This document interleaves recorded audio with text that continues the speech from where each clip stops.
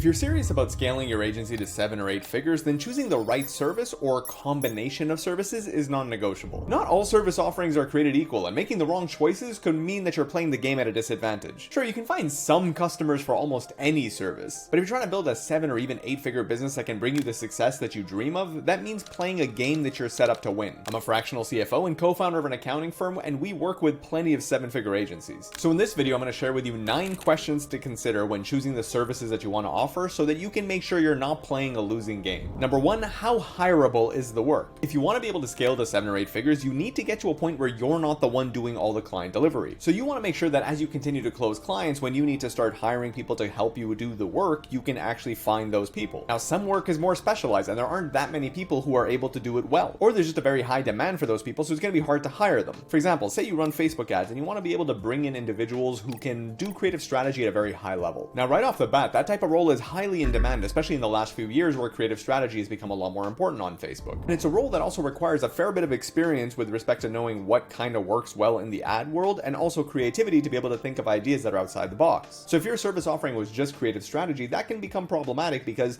to increase your revenue, you have to keep hiring more creative strategists. However, on the other hand, if your offering was full scope Facebook ads, so you provide the creative strategy, but you also do the graphic design, the video editing, you source content creators, and you do the media buying, then it becomes a little bit easier. You're not as bottlenecked by the creative strategist hiring pipeline because each person can still generate a lot of revenue because of all the other people they work with, and each client contract is much bigger. The second question is, how trainable is it? Now, some work relies a lot on judgment and experience, whereas other work can rely more on just acquiring the technical knowledge. For example, it might be very difficult to train a person on how to do good branding work. If they have the talent and an eye for it, then great, but if they don't, you can't really teach that very easily. On the other hand, if you want to bring in a person and teach them how to set up Google Tag Manager and implement conversion tracking, that's something that's a little bit more methodical. So if you have a good training program, you can more reliably bring people in and train them up so they get to the quality that you want them to. So the easier that it is to train people to do the work at the caliber that you want, the more likely it is that you can scale that service. Moving on from the hiring side, the third question is, how easy is it to get leads? Take into consideration your current lead generation channels and how easy it is to scale those up to get more of that type of work. Even if it's an add-on, it's not always ideal to add an additional type of service that you can't scale. Even if there's a little bit of revenue available because of some referrals, it can oftentimes just be a distraction from your core service. Say, for example, you work with real estate agents and your main lead generation approach is to go and find real estate agents with websites. Given that they have a website, it's reasonable to assume they might want your SEO services or your Google ad services, so that's what you pitch. Now, you could also pitch to them to run their Instagram profile, but a lot of them might not actually care about social media. So in a situation like that, this lead generation source may not be quite as reliable to build out that Instagram service. For that, you might need to actually go and find agents who are active on social media. Also, you want to consider whether or not your service offering has a high perceived value or if there's a sense of urgency that comes with the actual service. For example, anything that generates revenue is something that can be a little bit easier to get leads for because you can create that sense of urgency and show people that there's an immediate value for them to acquire. It's especially useful if you want to use outbound lead generation as a strategy. But if what you offer isn't immediately tied to revenue growth and it's not necessarily that urgent either, even if it is important,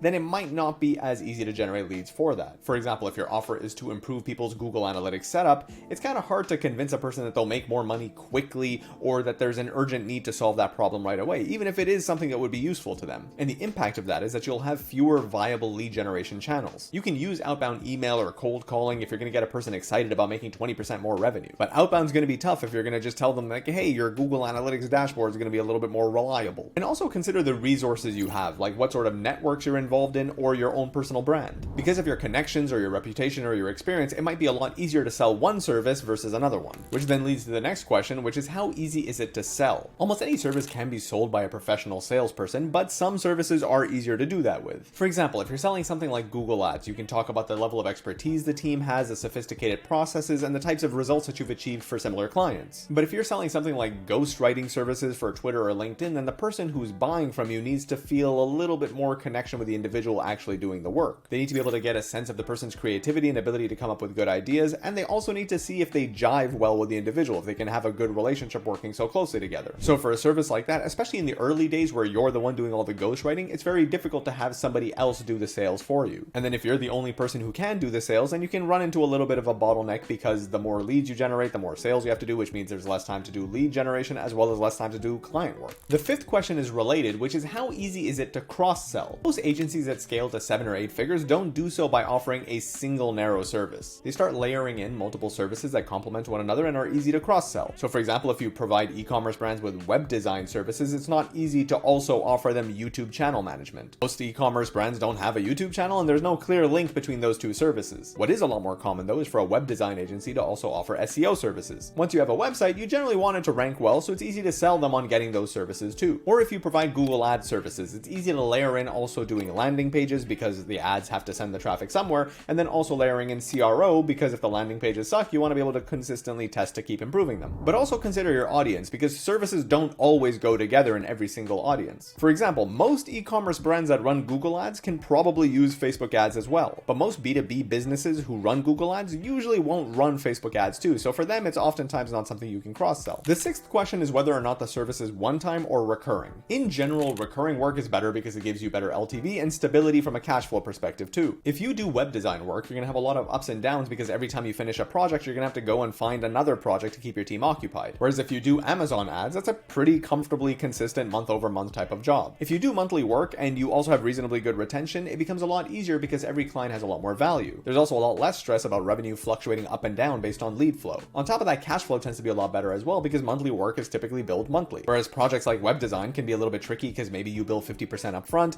then you bill the other 50% when the project is complete, or maybe 40% you have a 10% holdback, so it can become a little bit wonky. That doesn't mean one-time work is terrible though. They do typically have better margins, and a lot of times you can use the one-time work to acquire a client and then transition them into monthly recurring work. So similar to that example where you use web design work to be able to funnel people into your SEO service. The seventh question is, does the quality degrade easily? As you start to delegate out the work, there's going to be a risk of quality declining. This is kind of inevitable, but the amount it declines or the risk of it depends on a few factors. For example, say you're running Facebook ads. If you have a competent enough individual who's doing the creative strategy, the graphic design, the copywriting, and the media buying, you can maintain a very high level of quality, even though a person like that might be quite expensive. But if you have a different person doing the creative strategy, another person for the copywriting, another person who's doing the video editing, another person who's coordinating with the content creators and doing the briefs, and another person doing the media buying, then you have to make sure there's coordination amongst all of them. And the more moving parts there is, the higher the risk that quality will go down. Or another factor is whether or not there are easy enough checks to be able to monitor the quality of the work that's being executed. Say somebody's running Google Ads, it can be easy enough to monitor on a daily basis what sort of performance you're getting from that platform, so you can identify when something is screwed up. If the KPIs don't meet expectations, you can pretty quickly identify that and jump in to solve it. But say you provide organic social media management and it's someone on your staff's job to be able to answer all the comments. It's not that easy to monitor that every single comment is being answered, nor to make sure that every comment is being answered in a good way. If the staff is doing a bad job in the way that they're replying to people, the only way to really catch it is if either something is bad enough that it gets escalated to you, or if you're just reading everything they post. So for a service like that, maintaining quality is a lot harder, and so the risk of degradation of the quality is a lot higher. The eighth question is, how easy is it to automate? This isn't strictly about using automation tools like Zapier or AI tools like ChatGPT, but it's more about how easy you can put in place operational processes that make it a lot more efficient. For example, if you're doing ghostwriting, you can automate spell checks and grammar checks with something like ChatGPT, as well as use tools to post automatically to the platforms. Or if you're doing something like providing Google Ads services, you can automate the reporting components by using the integrations with Google Looker Studio. But if you're doing something like graphic design work, it can be a lot harder to find opportunities for those efficiencies, so it will be a fairly manual set of things that you need to do. And the ninth question is, how is the market for this work trending? You generally want to work on services where the potential for it is trending and increasing over time rather than fading. So for example, given something like TikTok Shop is a relatively new platform, there's a lot of people who would benefit from having that service provided for them. So that could be an interesting one to hop onto. On the other hand, take something like translation. While there will still be a need for somebody to be able to translate important documents very accurately, in general with AI tools, translation is kind of easy to come by, so it's not necessarily a service that's as valuable as it used to be. You also want to consider how aware or educated the market is about the problem. So for example, for e-commerce back in the day before iOS 14.5, when Facebook ads were crushing it, things like landing page design and conversion rate optimization weren't quite as important. Or rather, people didn't necessarily consider it to be as impactful for them. But as the performance for Facebook ads has declined and traffic's gotten a lot more expensive, then people are trying to get a lot more value out of the traffic that they're bringing. So it's easier to sell CRO services today than it was 5 years ago. You also want to make sure that the perception of the service is still good in the market, especially when it comes to the various service providers available. For example, the reputation of cold email service providers in the last few years has probably taken a bit of a hit because it's become so saturated and there's so many people who are just bombarding people to try to offer that service. So you don't want to offer a service where you're going to have to talk to prospects who already have a negative view of what you do and you have to convince them that you're one of the good ones. Hopefully thinking about those 9 questions will help you as you strategize and consider offering new services in your agency. Just choosing to focus on the right service can make your life so much easier. And if your agency is already growing and you need any help with the bookkeeping or finance, finances, you can reach out to us because that's what we do. Or in the meantime, you might enjoy this video about everything you need to know for agency finance.